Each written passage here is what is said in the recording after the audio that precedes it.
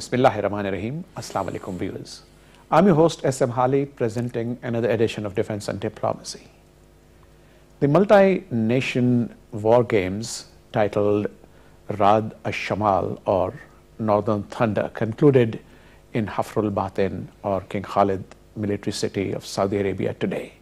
The Prime Minister of Pakistan and the Army Chief both graced the occasion. What were the objectives of this particular exercise? What is its impact? And also to touch upon Pak-Saudi military ties. We are honored to have in the studio to discuss these very important topics none other than Lieutenant General Raza. Welcome to the show. Thank you. And we have with us Air Marshal Yusuf Chaudhry. Welcome.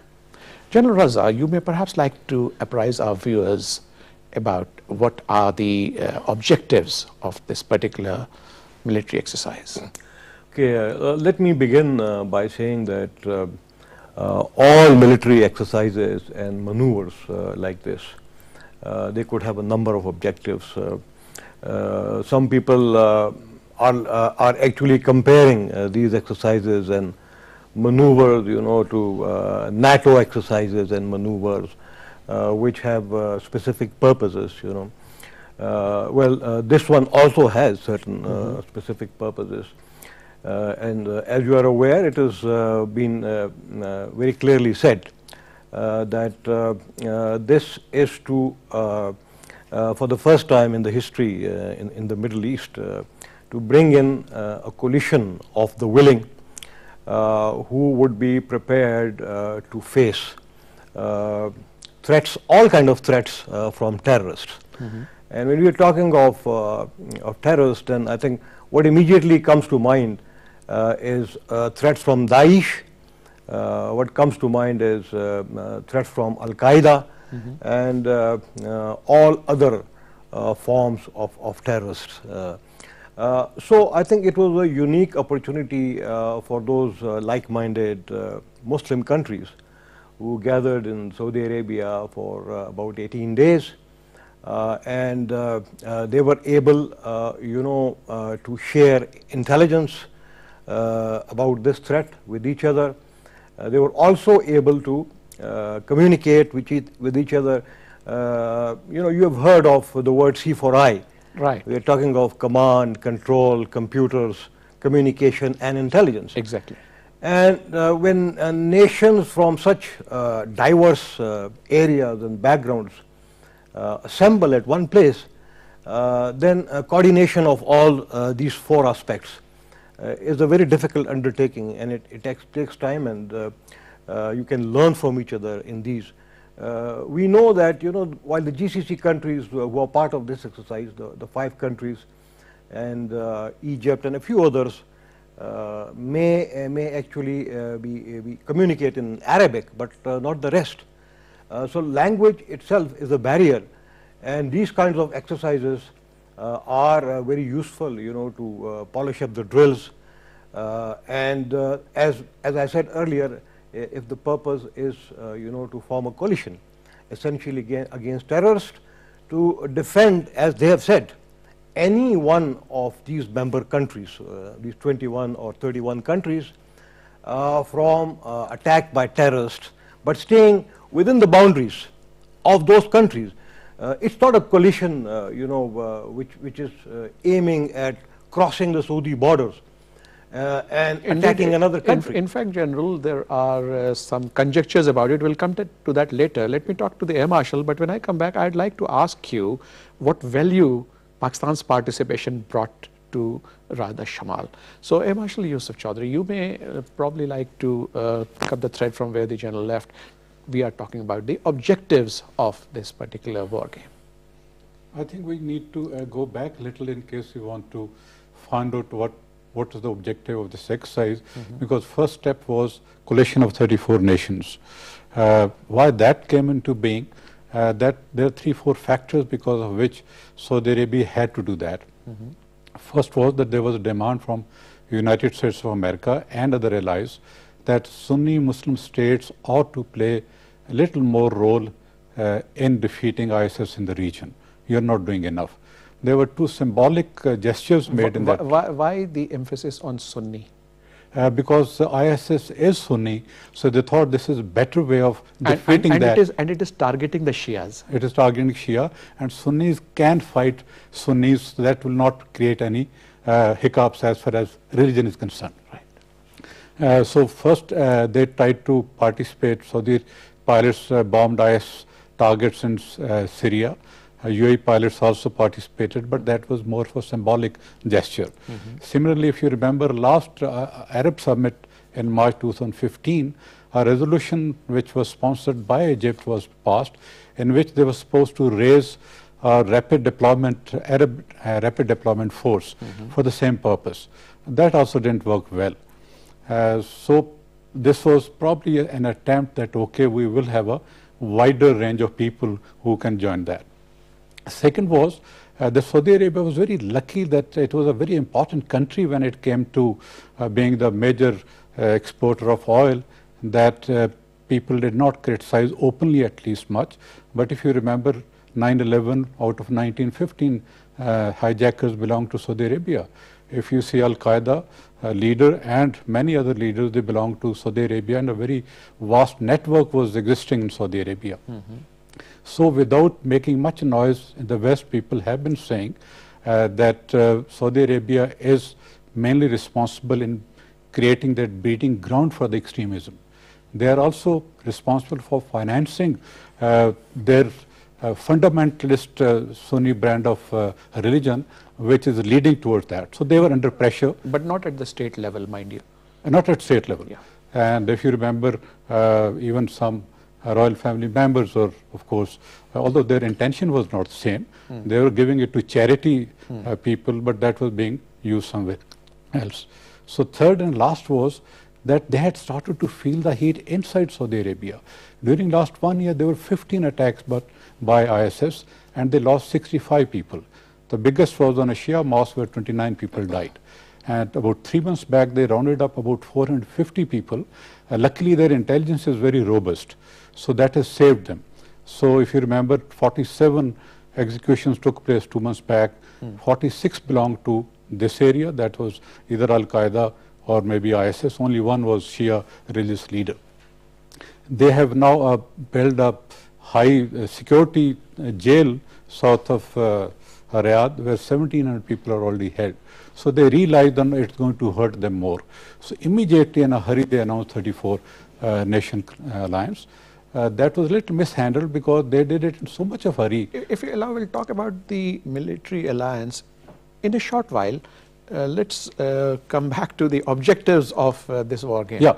So in that, foreign minister of Saudi Arabia explained that we'll have two-pronged strategy. One is military strategy, where we're going to share the information, intelligence information, training, capacity building, etc. Second is we're trying to defeat that ideology which is leading our next generation toward this side. So there we're going to use our religious scholars, our political leaders, and our teachers to take care of that part of the problem which is there. So here I think, because there's not much progress made in 34 nation alliance, so immediately they took another step to show that we are moving in the direction that they call this exercise. Okay. So basically it is to show their resolve that militarily they will do whatever is needed to be done to defeat ISIS or any other threat in the region. Point well made. So, General Raza, coming back to the exercise and Pakistan's participation, in your opinion, what value Pakistan's very rich experience? It is unfortunate that we are faced with this war on terror, but it has given us a lot of valuable experience. You see, military exercises with Saudi Arabia is not a new phenomenon. We've been having exercises with them almost every alternate year or biannually, and the names of those exercises are the Samsam series, Samsam 1, 2, 3, 4, 5 exercises. In those exercises, the Saudi armed forces, particularly their land forces, I think when you were posted in the Joint Staff Headquarters, you must have overseen some of these. We have overseen that, and then subsequently when I was co-commander Bahawalpur. So the deserts of Bahawalpur is actually the mutually decided area between the two countries when Saudi armed forces, they come to Pakistan. And similarly, you know, when our armed forces go, so it's close to this King Khaled Military City, because, you know, the terrain is such that it suits the exercises of armored and mechanized formations. So this has been going on, and actually this is nothing new.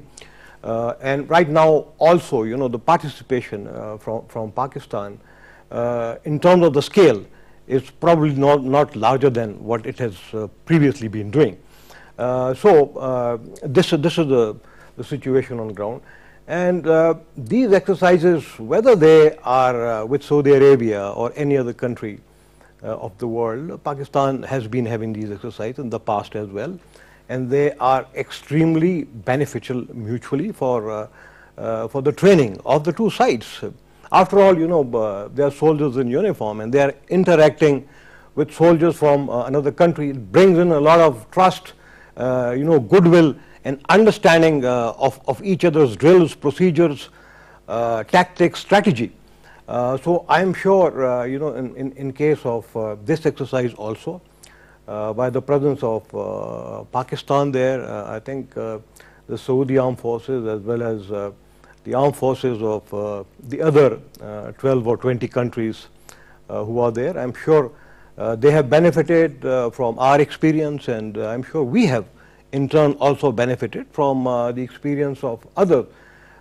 We know that Turkey is also part of Turkey is a member of NATO, and Turkey has been here in Afghanistan for a very long time. Turkey is also directly involved in the operation in Syria against terrorists and others, and therefore I'm sure, you know, Turkey has played a key positive role in these exercises, and we have learned mutually from one another. Right. So when I come back, then we'll pick up the thread on the 34-nation alliance. But Air Marshal, maybe you could add something to what the General was talking about, Pakistan's value-added approach as far as participation in this exercise is concerned. As far as Pakistan is concerned, we enjoy very good reputation. Our military enjoys very good reputation worldwide, and especially in the Middle East. We have been training almost officers and men from all the countries from the Middle East, Africa, and even some countries in Asia as well. So they always look up to us whenever they need any assistance in this direction. All these exercises, as General said, they have been the major beneficiary. Of course, learning is both ways. We have also learned from there. So now scenario has a bit changed. Scenario where these exercises were conducted in the past were different. Now it is a different threat which has emerged recently. So probably there is a change in the type of exercise we were holding before. And of course, in addition to Pakistan, initially it was only two countries exercising between two of them. Now there are so many other countries. So it is slightly different exercise than what we have been conducting in the past. But definitely... But look at the scale of the exercises. 350,000 personnel, something like 40,000 armored tanks, and then aircraft, helicopters, and naval platforms also. It must have been a nightmare even to plan an exercise of this level. I wish they had shown a little more on media, because it will create doubts, because it is really, as they're claiming, is the biggest exercise ever held in that area.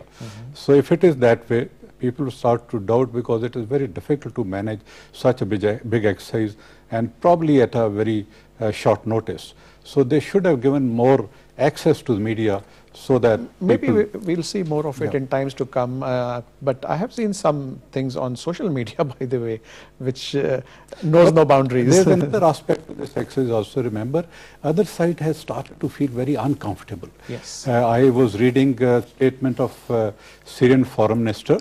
He took it as it is a prelude to attacking Syria.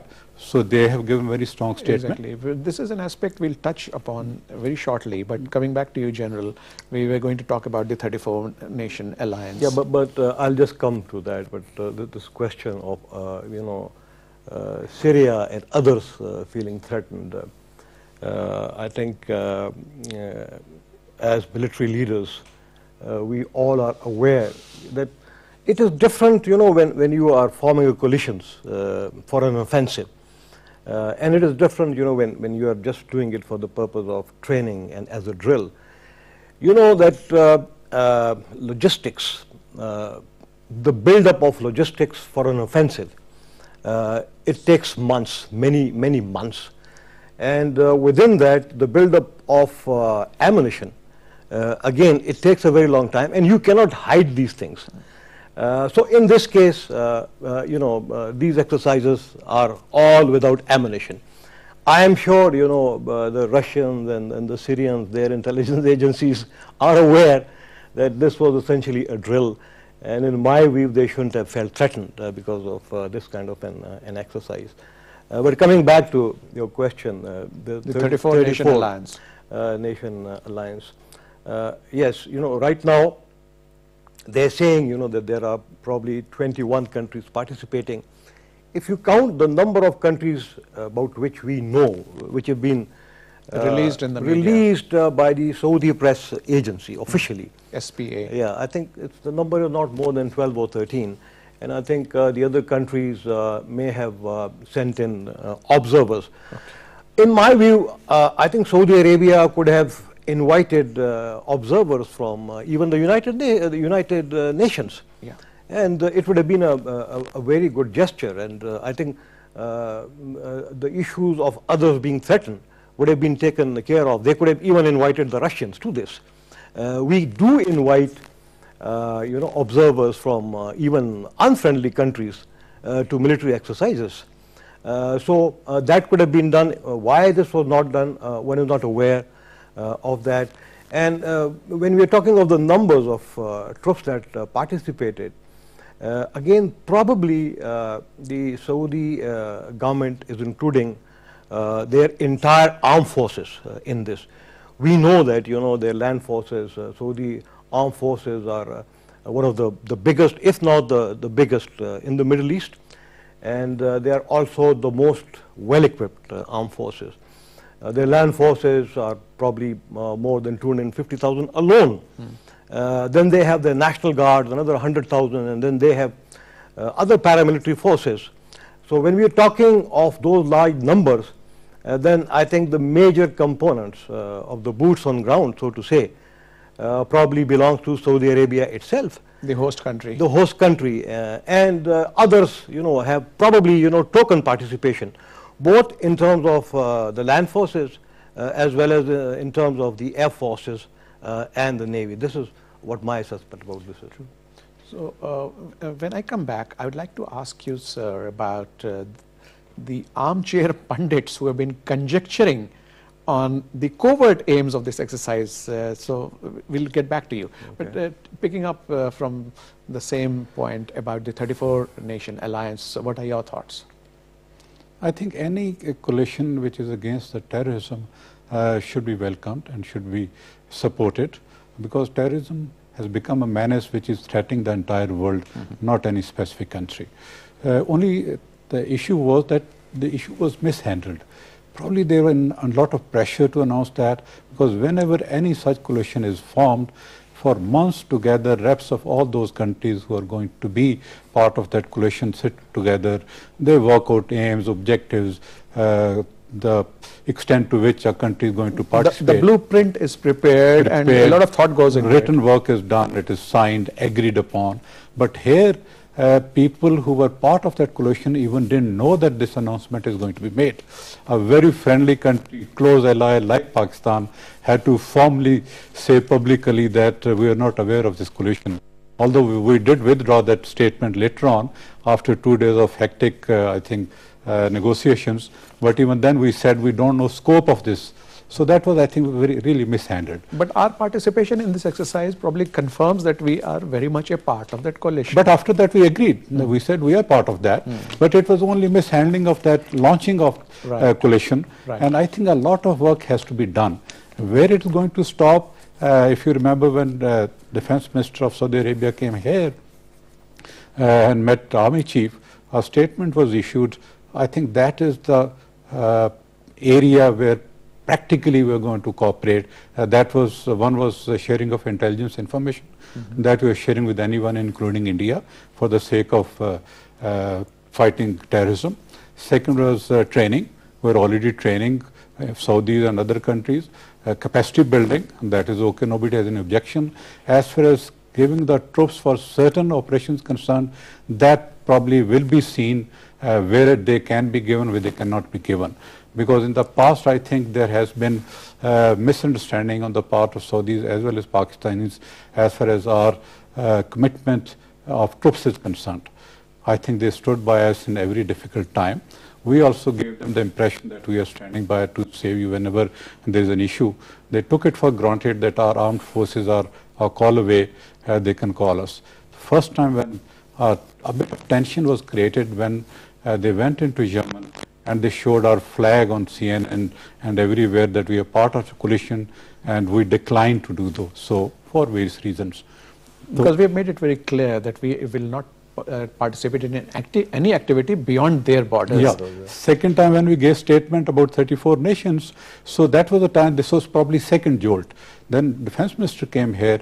I thought face-to-face talks clarified everything, that we are standing by, we are a call away for your protection, all right, but anything beyond your own borders, we may not be able to spare troops, we may not be able to participate. So I think now it is very mature relationship within these 1 year or so has started between the two countries. Thank you. So, General Raza, the armchair pundits conjecturing, some of them have even said that there are covert aims of actually launching an attack or invasion of Syria in the garb of this exercise, which I'm sure is bunkum. And as a military specialist, how do you view this? Yeah, but I think it's very far-fetched, even to the extent of being ridiculous. You are aware that, where these exercises are being conducted, this King Khaled Military City is far away from these countries. It's somewhere close to Kuwait, on the other side. Mm-hmm. We are aware, that Saudi Arabia does not share borders with Syria. Yeah. And if there is any offensive, it will have to go through the Iraqi territory. I think everybody knows about that. And so I think those conjectures should not be taken seriously. There were some suggestions again that probably a double pincer, like a pincer going from the south from Saudi Arabia and one coming from the north, would be there, and essentially in fact it was being conjectured that the breakout will take place through Iraq into Syria from these particular forces, and Turkey will attack from the other side, and this will be a double pincer movement. Yes, these are the kind of people, they are warmongers. They want that the already destabilized Middle East should get more destabilized. We should be very watchful of who these people are. Because they don't know the reality, and I think they are putting these wrong ideas in people's mind. But I want to, with your permission, very quickly, want to take you back in time, because it will set the context for the rest of the discussion as far as the Saudi-Pakistan military-to-military relationship is concerned. If you recall, our relationship actually started in the 60s. At the time, when UK refused to cooperate with Saudi Arabia in terms of the training of the Royal Saudi Air Force, it was for the first time, that the PF trainers went there, and then they trained the Saudi pilots and their entire Air Force, and then subsequently, it went on. In the year 1969, again, there was this. The first protocol was signed between Pakistan and Saudi Arabia. In the year 1982, again another protocol was signed in, and through that protocol, Pakistan sent a complete armored brigade group to Saudi Arabia, and it stayed there for many years, I think more than 5-6 years. I think you were part of it. I was part of that, yeah, I know, and probably my colleague on the right, we served at a headquarters which we actually coordinate those kinds of military exchanges. Right. And as a consequence, we are aware that Saudi Arabia has always been supporting us. They have supported us in both our wars, 65 as well as 71 wars, in terms of moral, limited material, and they've been giving us diplomatic support. They've been supporting our cause on Kashmir. Saudi Arabia and UAE are the only two countries which actually congratulated Pakistan after our 1998 nuclear tests, while the rest of the world put sanctions on you. Yes. They are the ones who congratulated you. And Saudi Arabia... And not just congratulated, they came to our rescue as far as financial restraints had been put by the West. Absolutely. So they started giving you free oil, I think 50,000 barrels a day or something. And then I think in 2014, again, a huge sum of $1.5 billion was given as an aid or grant, you know, for our energy sector and to take care of our circular debt. So I think our relationship with Saudi Arabia is probably one of the best relationships in the world between any two countries, and we should be really proud of this relationship. And I think we need to take it to ever greater heights. Absolutely. You can't be wrong on that, because it's a fantastic. Air Marshal, what do you think of the Pakistan-Saudi military relations? As I said, just a bit of addition, that every political government or military government after taking over has been going to Saudi Arabia for assistance, and they never disappointed us. Maybe Zade Bhutto, maybe General Ziaul Haq, maybe Mian Nawaz Sharif, maybe even General Pervez Musharraf. So they have been always very generous. We must acknowledge that. And similarly, as you mentioned, 1998 nuclear tests, that was the most difficult time because we were put under every kind of sanctions. And even Saudi Arabia was put under pressure not to help us, but even then they helped us.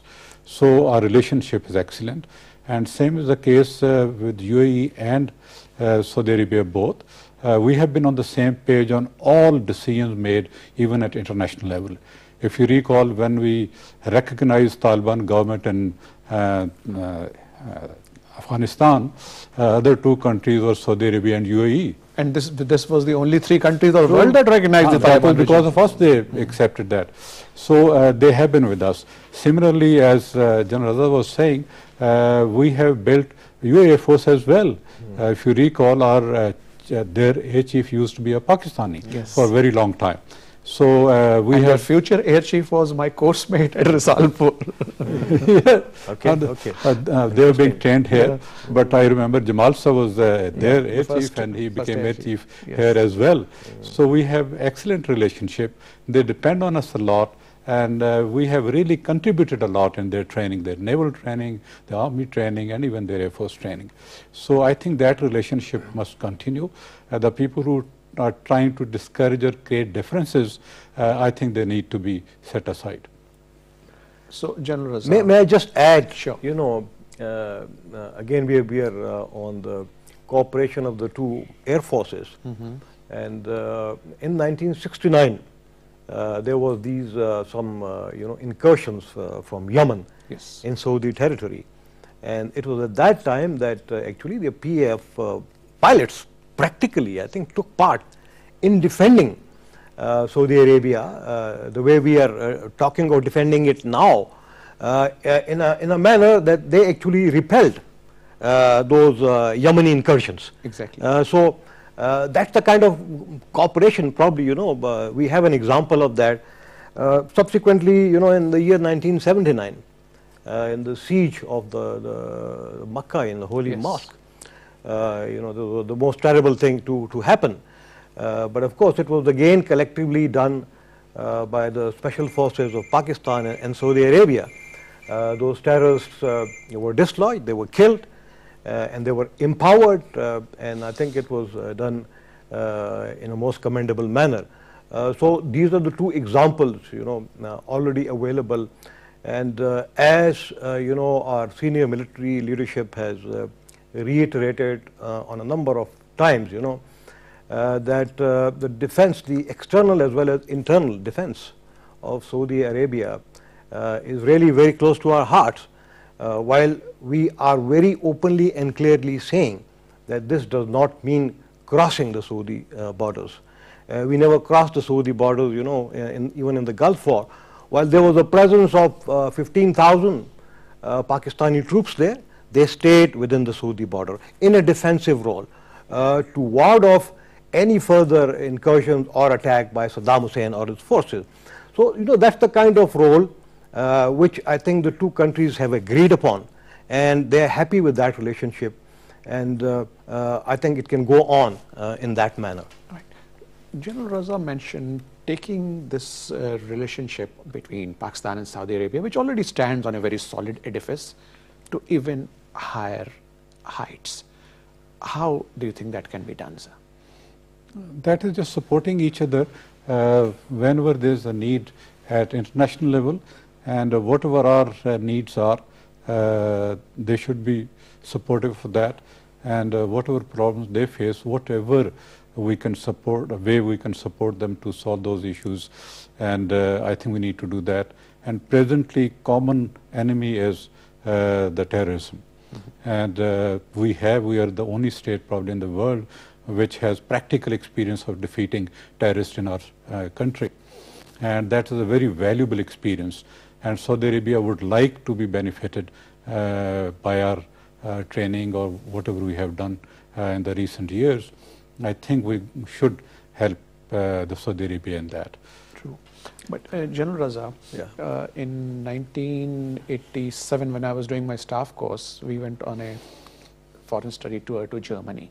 And we were taken also to the city of Himmelburg, where they have their school of infantry. Okay. And they showed us a mock exercise in which there was a counter-terrorism effort. At that time, the word counter-terrorism was not even fully defined. But we watched that, from a safe distance as observers, and I was quite thrilled to see cutaway of houses and door-to-door fighting and so on. But that was 1987. Little did I realize that this war is going to come to Pakistan, and now we have set up our own counter-terrorism institutions at a number of places which are actually state-of-the-art. I'm sure you have visited them. So don't you think this is another aspect which we can share with our friends from the Middle East, and especially Saudi Arabia, because of not only of our rich experience, but these capacity building exercises which we have created? Yes, I think we should that. And right now, counter-terrorism training or training on low-intensity conflict is an essential part of all our military institutions. We start from the Command and Staff College, the Armed Forces War College, the National Defense University. We have a very large number of senior Saudi officials under the mutual exchange program, under training here in Pakistan. And similarly, on required basis, instructors from these institutions, they regularly go to their counterparts in Saudi Arabia and impart training to them, both in the low-intensity conflict and also in the counterterrorism sphere. But I think what needs to be done is that probably Saudi Arabia itself needs to have its own national action plan like we have, and they need to do a lot of things internally as well, and we very briefly talked about it. Like we have now a national internal security policy which has been prepared by the Ministry of Interior.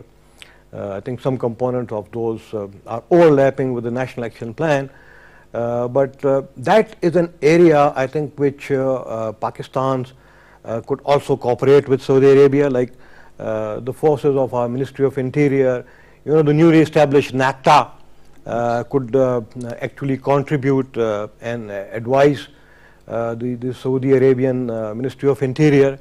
So that's another area of cooperation. And I'm sure when the chief executive of the country and the chief of army staff is there for 3 days, I'm sure they will be discussing these aspects also, and not only this exercise. You're also aware that probably very soon the Iranian foreign minister and other senior officials will be here. Yes. So probably there will be discussions on this Saudi-Iran rapprochement as well. True. And one more aspect which I would like to solicit your opinion on, Air Marshal. The Combat Commander School Pakistan Air Force in Sargodha, we have recently enhanced its syllabus and included counter-terrorism training, because the role of air power cannot be denied. It's very effective even in counterinsurgency and counter-terrorism. Now with precision weapons. Exactly. And the kind of platforms which we have and the intelligence which we can gather from the skies. So a number of our allies are interested in Pakistan sharing this kind of an experience too. What are your thoughts? I think that's a very good idea. It is not that only we have added some slave buyer to that school. Actually, we have set up another school like Combat Commander School. We have set up anti-terrorism school right there. Like the Pakistan Army. Like the Pakistan Army. And again, we have unique experience of fighting from the air. And we are going to invite countries from the other region as well. And I think first priority has to be given to our own friends, that is Saudi Arabia, UAE and other Gulf states. And Turkey has also shown a keen interest in that. Of course, is so as a final point, General Raza, what more should be done to enhance these military regional alliances? You see, one would have been very glad to seen this kind of alliance coming from the platform of the OIC. True. Unfortunately, that has not happened. I think it should happen, really. I mean, and I think on the 15th of January this year, the United Nations Secretary General, while addressing the UN General Assembly, very clearly stated that the Muslims are the ones who are suffering the most at the hands of terrorists, and therefore, both the United Nations as well as the OIC need to sit together, help each other in actually formulating strategies that can be collectively followed by members of the OIC in support of the United Nations, peacekeeping forces and other agencies. So I think those are the kinds of action at the international level which will give all these exercises much more greater legitimacy, and we need to look at it as well. And I'm sure, as time passes, both the government of Pakistan as well as Saudi Arabia will consider, all these aspects as well. So the General mentioned, and perhaps you may like to share your thoughts on that. Some people are conjecturing that this 34-nation alliance is our own Muslim Ummah's NATO alliance. So what do you think of that? I think it is probably overestimating this alliance. Number one, there are 3 or 4 countries only who are militarily a bit powerful. That is Turkey, Pakistan, maybe Egypt and Saudi Arabia. Others have very small armed forces. So it cannot be that effective.